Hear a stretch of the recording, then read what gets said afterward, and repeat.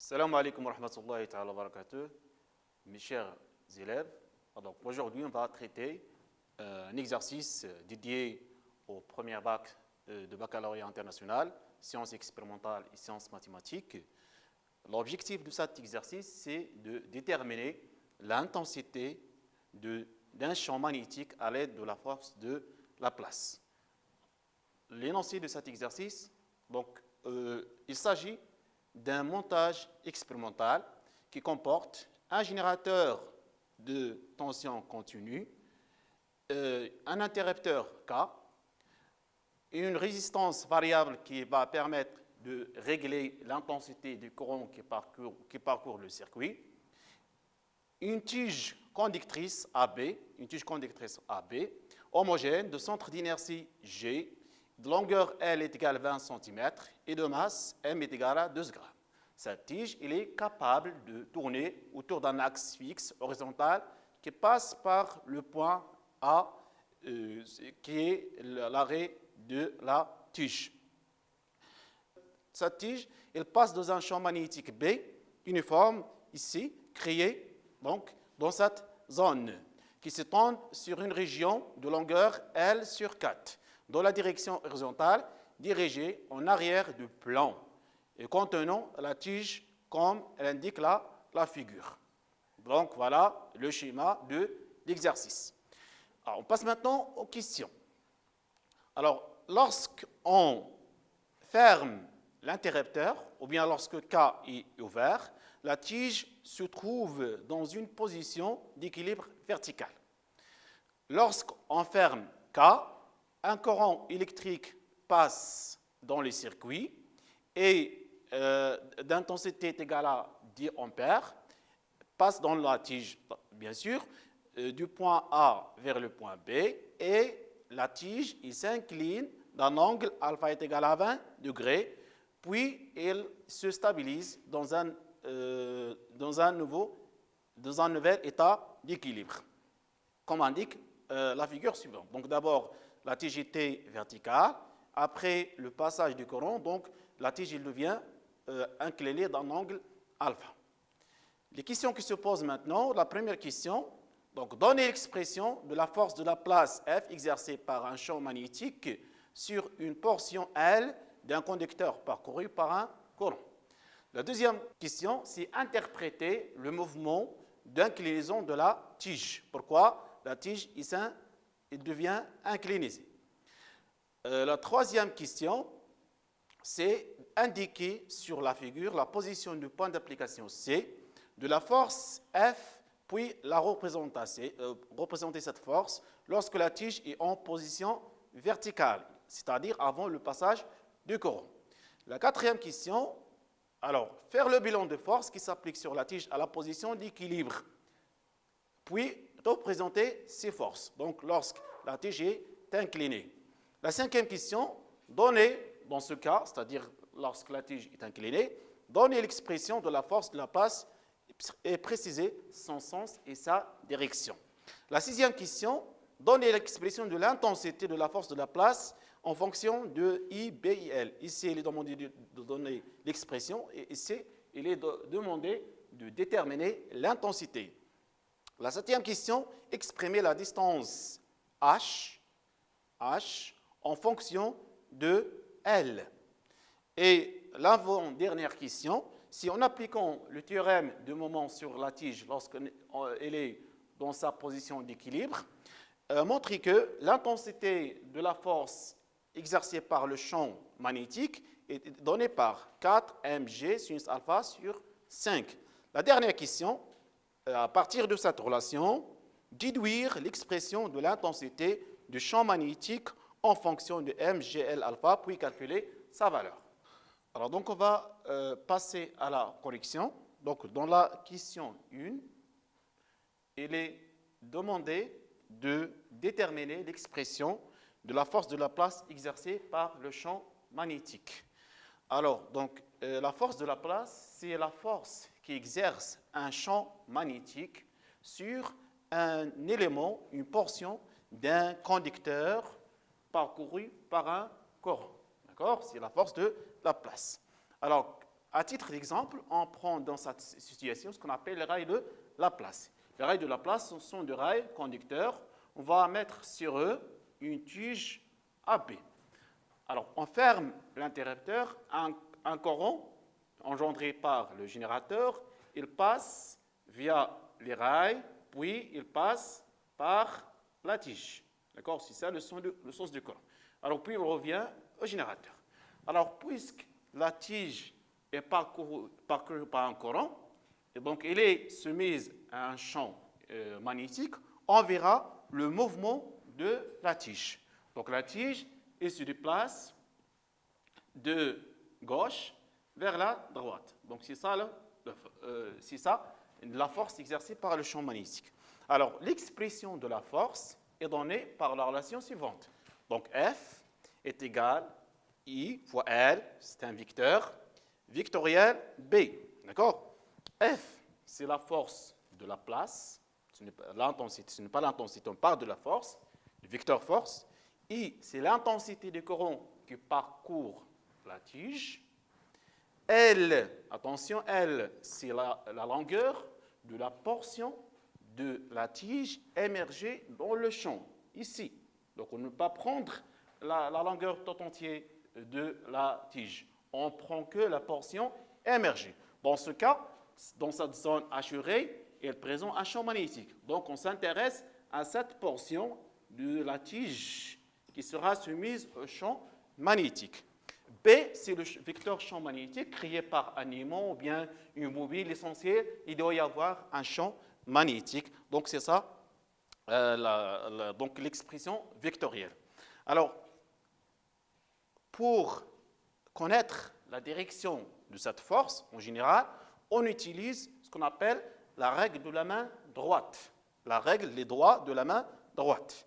Alors, ici, il y a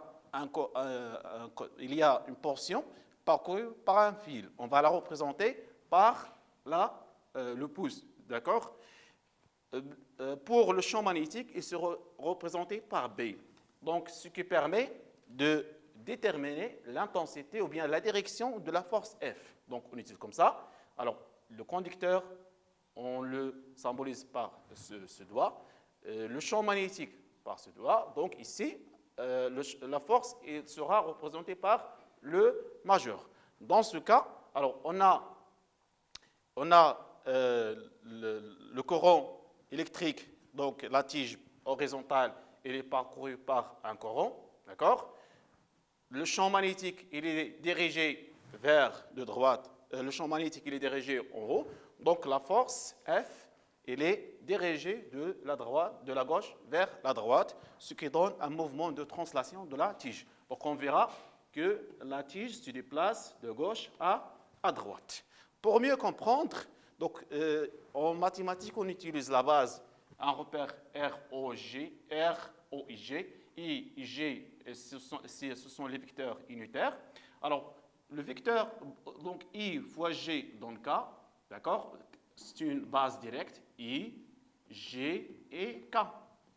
Alors, si on prend I vectoriel G, donc ça donne du vecteur unitaire K, ce qu'on appelle le produit vectoriel. I vectoriel G, ça donne K. G vectoriel K, ça donne I. Ainsi de suite, K vectoriel I, ça donne G. Donc, pareil ici. Donc, on prend un trièdre qui est direct. Donc, le premier vecteur, c'est I fois L.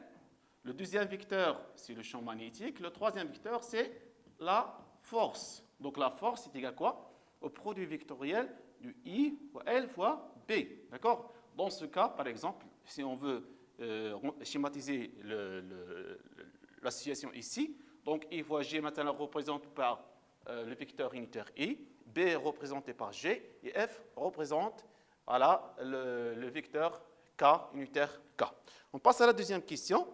Donc il nous demandait, deuxième question, alors interpréter le sens du mouvement. Le sens du mouvement. Alors, lorsque l'interrupteur K est ouvert, il n'y a pas de courant qui passe dans la tige. Donc la tige, elle sera verticale. Par contre, lorsqu'on on ferme l'interrupteur. Alors, un courant électrique, il parcourt la tige de A vers B.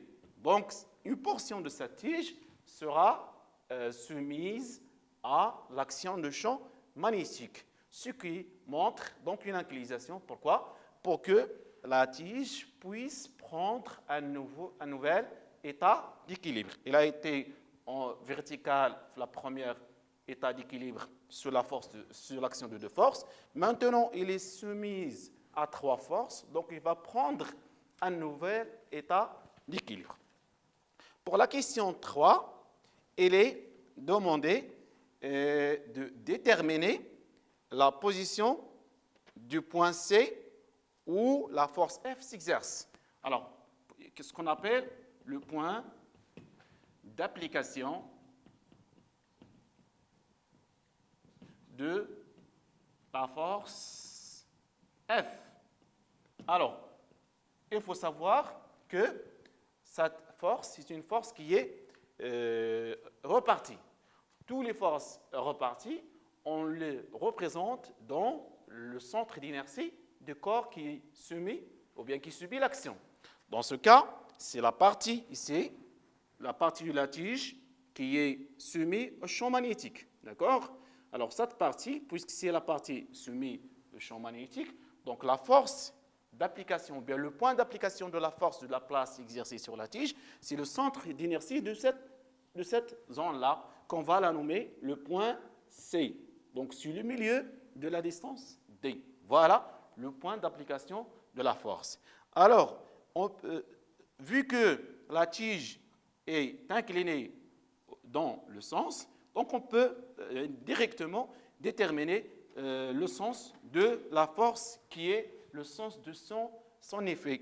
Son effet, donc la force, elle est comme ça, donc on verra tout à l'heure comme ça. Donc, en se basant sur le sens du mouvement, on peut déterminer le sens de la force de la place exercée par la tige, exercée par le champ magnétique sur la tige.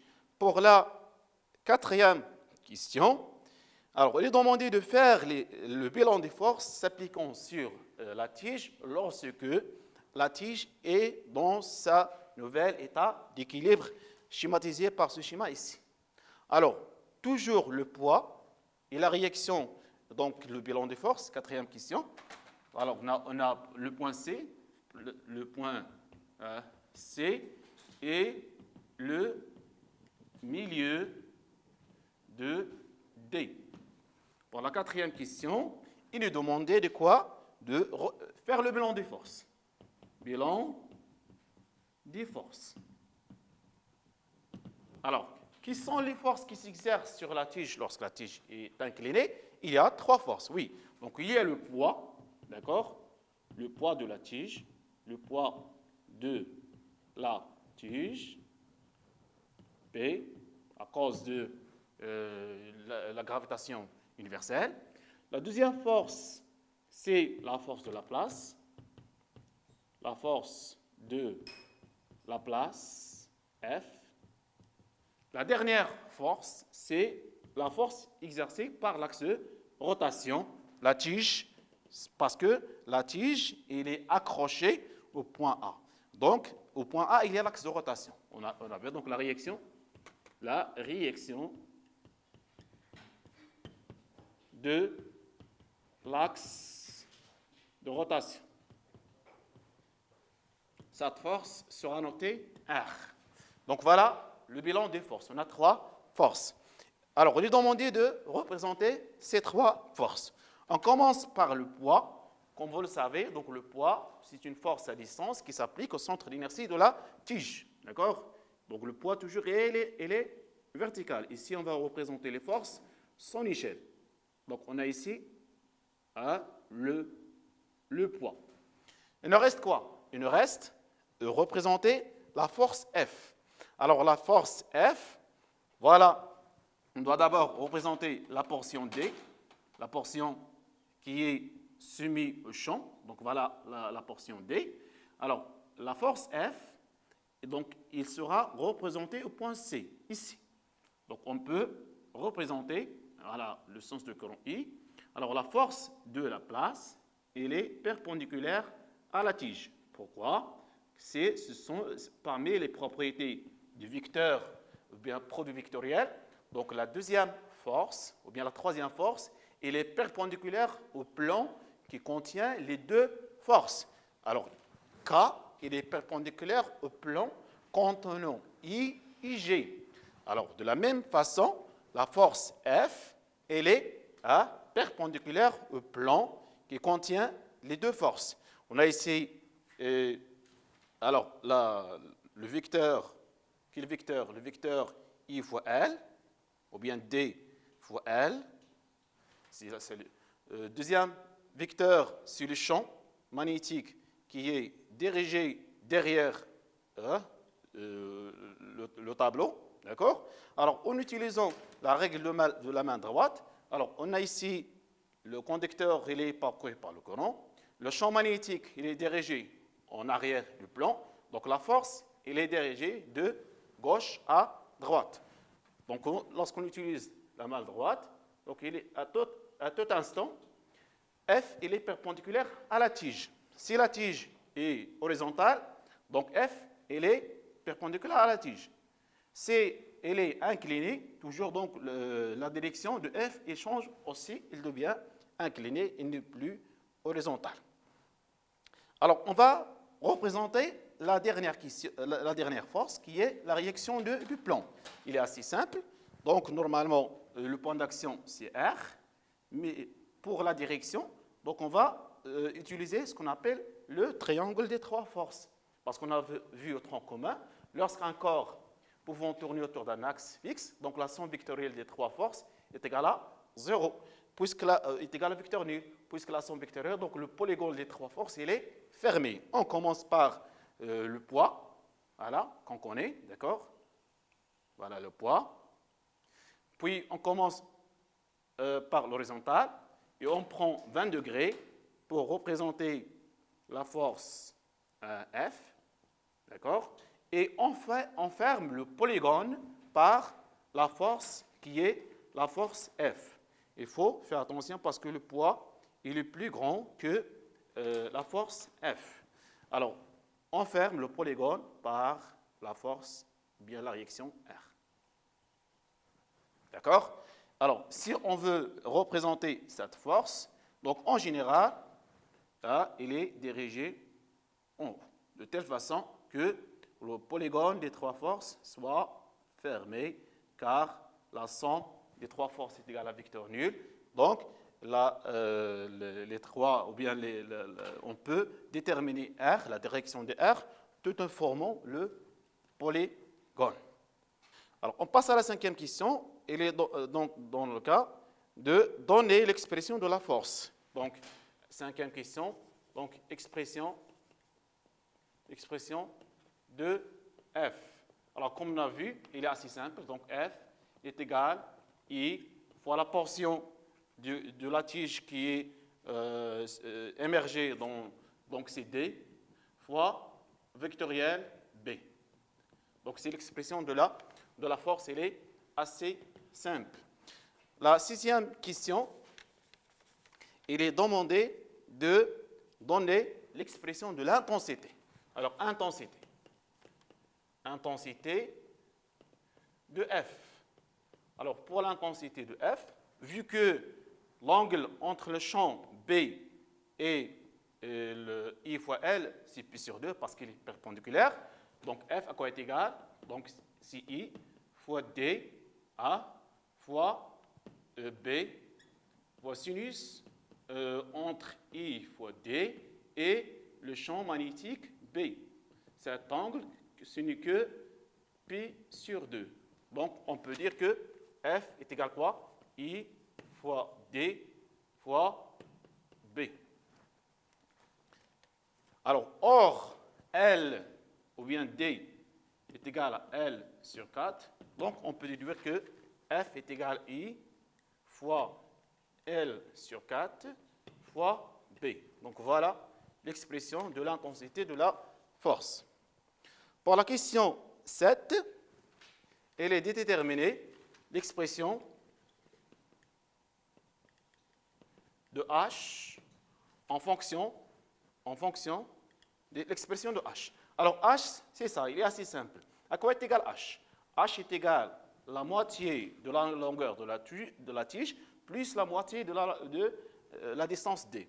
Donc, H est égal à L sur 2 plus D sur 2. À quoi est égal D?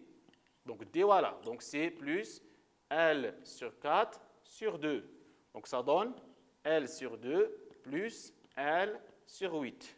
Donc, H est égal sur 8. Donc, 4 plus 1, c'est 5. Donc, 5 sur 8 fois la longueur de la tige. La question 8.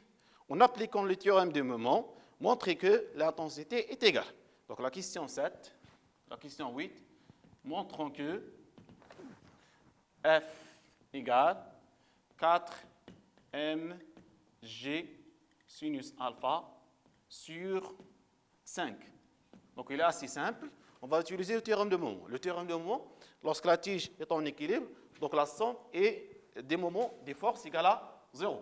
Alors, théorème des moments, on a vu au tronc commun, théorème des moments. Qu'est-ce qu'il dit? Donc, c'est la somme des forces, la somme des moments des forces égale à 0. Qui sont ces forces? Il y a 3 forces. Donc, la somme, le moment de P, de R, plus le moment de P, plus le moment de la force de la place, égale à 0. Le moment de R égale à 0. Pourquoi? Donc, c'est l'axe de rotation. C'est bien. Le moment de P, alors, on va choisir un sens positif de rotation, qui est ce sens-là, comme ça, d'accord? Donc, le moment de P, il est négatif, donc c'est moins P fois la plus courte distance qui sépare la direction de P et l'axe de rotation. Alors, cette direction, c'est ça, d'accord? C'est cette distance. C'est la plus courte distance entre l'axe de rotation et la direction de P. À quoi est égale sa distance? Donc, c'est sinus alpha fois OG. Donc, c'est L sur 2, OG, L sur 2, sinus alpha. Le moment de la dernière force qui est F, donc il est positif, plus F fois la distance. Quelle est sa distance? Donc, la tige, elle est perpendiculaire, donc la distance, c'est quoi? Voilà, c'est H. Donc, F fois H. OK? Donc, c'est quoi F fois H? Donc, H, c'est 5 sur 8 fois L. Donc, 5 sur 8 fois L. Voilà l'expression de la... Alors, on fait la somme du moment égale à 0. Donc, ce moment plus ce moment égale à 0. Donc, on peut écrire que 5 sur 8F fois L, plus ou bien moins MGL sur 2, sinus alpha, tout égale à 0. Donc, on peut déduire l'expression de F. Donc, F, à quoi est égal? Donc, MG fois L sur 2, sinus alpha, fois 8 sur 5L. Donc, ça donne, voilà, la relation demandée, 4 fois mg sinus alpha sur 5. Donc, ce qui est demandé. On passe à la dernière question, qui est, donc il est demandé deux fois de calculer, si on veut faire l'application numérique, ça donne donc 3,3 10 à la puissance moins 2 newtons. La dernière question, il est demandé de déduire l'intensité de champ magnétique. La question 9. Donc, expression de l'intensité, c'est-à-dire B. Alors, on a deux relations qui permettent de déterminer l'expression de F. La première relation, c'est en utilisant l'expression ou bien la loi de Laplace. Et la deuxième relation, c'est la relation qu'on vient de montrer. Donc, on va utiliser les deux relations pour déterminer l'intensité de champ magnétique. On va nommer cette relation la relation 1. Et la relation qu'on vient de montrer tout à l'heure, on va la nommer la relation 2. Alors, tout simplement, qu'est-ce qu'on va écrire? Voilà. Donc, I 1, la relation 1 égale à la relation 2, 1 et 2, montre que, voilà, qu'est-ce qu'on peut écrire? Donc, F, hein, F, à quoi est égal? Donc, I fois L fois B sur 4, A, qui est égal à 4 mg sinus alpha sur 5. Donc, on peut déterminer très facilement l'intensité du champ magnétique B. Donc, B à partir de cette relation. Donc, à quoi est égal B? C'est ça. Donc, 4 mg sinus alpha sur 5 divisé par A, I fois L sur 4. Donc, ça donne 4 sur I fois L. Ce qui va donner donc, le champ magnétique demandé, ou bien l'intensité du champ magnétique donné. Alors, c'est ça. Donc, c'est 16. Donc, B. Je vais changer la couleur. Donc, B égale 16 fois M fois G sinus alpha sur 5 fois I fois L. Si on fait l'application numérique pour ce champ, donc on va trouver à peu près 65 millitesla. Alors, comme vous le voyez, on a pu déterminer l'intensité d'un champ magnétique qui est inconnu, tout en déterminant l'intensité de la force de la place. Cette force de la place peut être déterminée par plusieurs façons. Dans cet exercice, on a déterminé l'intensité de force de la place ou bien en utilisant le théorème des moments. Et maintenant, on va passer à une petite conclusion pour cet exercice. Comme un petit résumé de cet exercice, tout d'abord, l'interrupteur K était ouvert. Donc, il n'y a pas de passage de courant. La tige sera dans sa position d'équilibre, il est vertical. Il est soumis à l'action de l'axe de rotation R et à son poids. Donc, les deux forces ont la même direction. OK? Donc, ça, quand K est ouvert. Lorsqu'on ferme l'interrupteur, la tige n'est plus verticale. Donc, il devient incliné. À cause de quoi? À cause de la force de la place. Ici, on a un courant qui passe de A vers B. L'interrupteur K est fermé. Le mercure, ici, le rôle du mercure, c'est d'assurer la conductivité, le passage du courant électrique. D'accord? Donc, la tige était verticale. Donc, il n'est plus vertical, il devient incliné. Dans ce cas, il est soumis à trois forces. La première force, c'est l'action de rotation qui devient incliné aussi. Le poids qui ne change pas, ne change jamais. Et la dernière force, c'est la force de la place. Donc, si on trace le polygone des trois forces, bien sûr, on va le trouver qu'il est fermé. Pourquoi? Car la tige devient en état d'équilibre sur l'action de trois forces, et c'est ce qu'on appelle le théorème des moments. Et merci pour votre attention.